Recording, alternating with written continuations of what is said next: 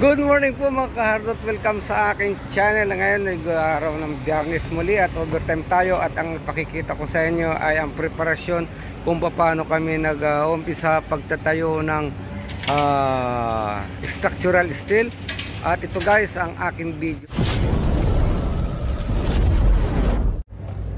At siyempre nga mga kahardot, bago tayo mag-umpisa ng erection, siguraduhin natin kompleto ang ating materials na ikakabit, lalong lalo na sa Breeze Bay area.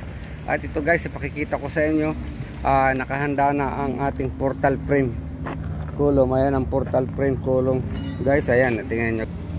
Yan, inasimbol na yan para pag nagtayo dyan tayo mag-uumpisa sa Breeze Bay area. At ang mga materials guys, ayan, kita nyo naman, nakasegregate na yan sa malalapit sa kanyang location para pagbubuhat ng crane ay malapit na, hindi na kailangan na i-travel pa. Ayan guys, yung mga materials na yan nakasegregate dyan sa kanyang mga malapit kung saan siya ikakabit, para yung ating equipment ay buhat na lamang ng buhat guys. Ayan, at ito nga sila, nagsisegregate pa rin sila ng materials na kung saan doon nila ilalagay ang ating mga location ng mga member. Ayan guys, at siyempre ready na lahat ang Breeze Bay area. Yan, kasi dito nakalagay ang Breeze Bay area, kaya dyan nakatapat yung mga assembled portal frame column natin. At tinihahanda na rin nila ang mga rafter, nilalagyan ng bolt. Ayan guys, so kompleto na yan, at bukas makikita ninyo ang pag-uumpisa ng erection. At siyempre yung ibang grupo naman ay naghahanda ng mga bolt. Ayan, pakita ko naman sa inyo ang mga bolt. Yan ang mga kulom, dami, malalaki, rafter, beam, at ito naman ang kanilang bolt na inihahanda.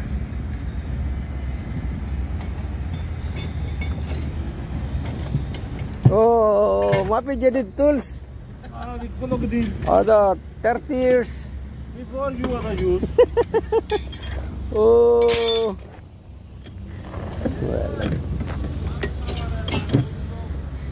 No, check with the electrician there. Electrician is there. Oh, very small beam girder bolt. At kung makapapansin nyo mga kahardot, 40 mm ang ating structural erection bolt dyan, at high strength po yung category ng ating bolt na gagamitin, dahil malalaking beam ang ating ikakabit, dahil ito ay mezzanine. Malaki ang mezzanine nito, almost kalahati ng building ay mezzanine. At kita nyo naman ang aming ginamit na design bolt dito sa aming building na itatayo. Yan guys, at tuloy po tayo sa panunod sa mga sumusunod pa natin mga paghahanda tungkol sa ating mga pagkakabit ng bakal, ang pagtatayo ng ating structural steel building.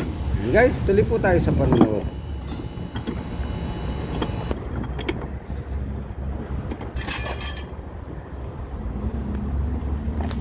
At siyempre, inihahanda na rin nila ang mga tools. Ayan, mga spad wrench, hammer,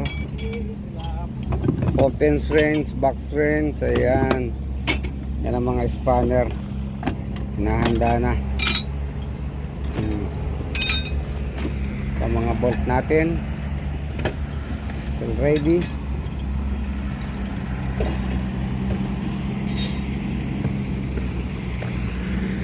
And guys, at bukas mag-uumpisa sila ng erection, at ipakikita ko naman sa inyo ang pag-uumpisa ng pagtatayo. Number 1 na gagawin nila bukas. At ito nga, siyempre inuulit ko, bago magtayo, ang siguraduhin kumpleto ang materials, steel members, kumpleto, bolt, then segregate all items beside where your erection place coming. Ayan guys,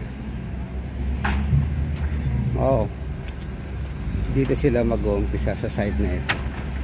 Ayan guys,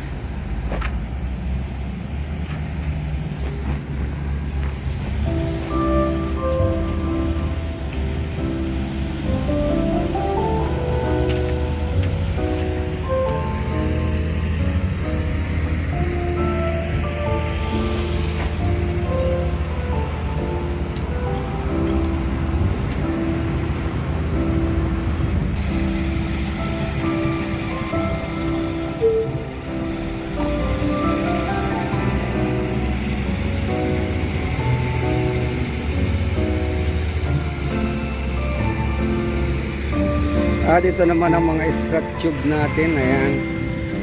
Strap tube yan sa Breeze Bay area. Doon din yan. Raptor. Sa roof frame. Strap tube connection para sa Raptor.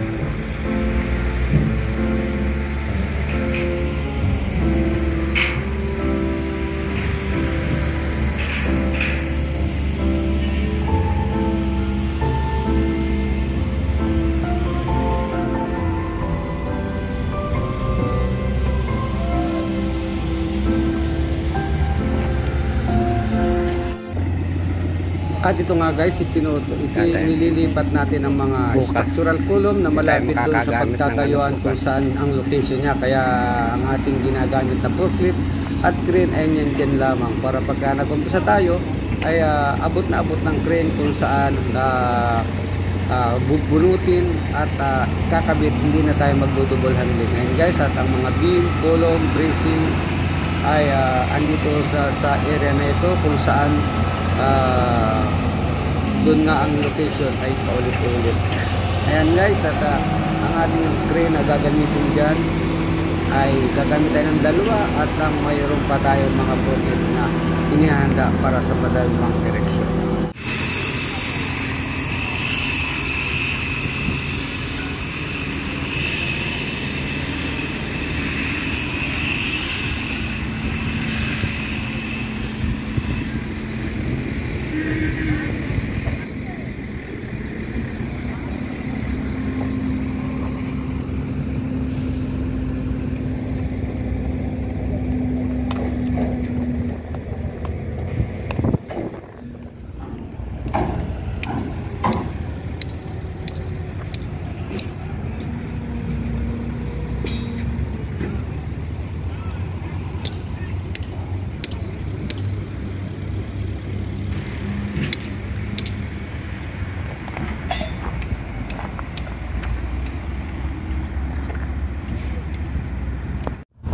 At guys, itong ating anchor bolt ay double nut ito kasi mayroon po tayong grout, mayroon tayong 5 cm grout na ilalagay dyan. Kaya nagkaroon tayo ng double nut at double washer, top and bottom yan. Yan po ang bottom elevation ng ating steel. Ayan, kaya naka-double fit yan. At meron nga po tayong grout dyan mga kahardot. Yan po at ready na po ang ating ereksyon para sa araw ng bukas. Ayan po.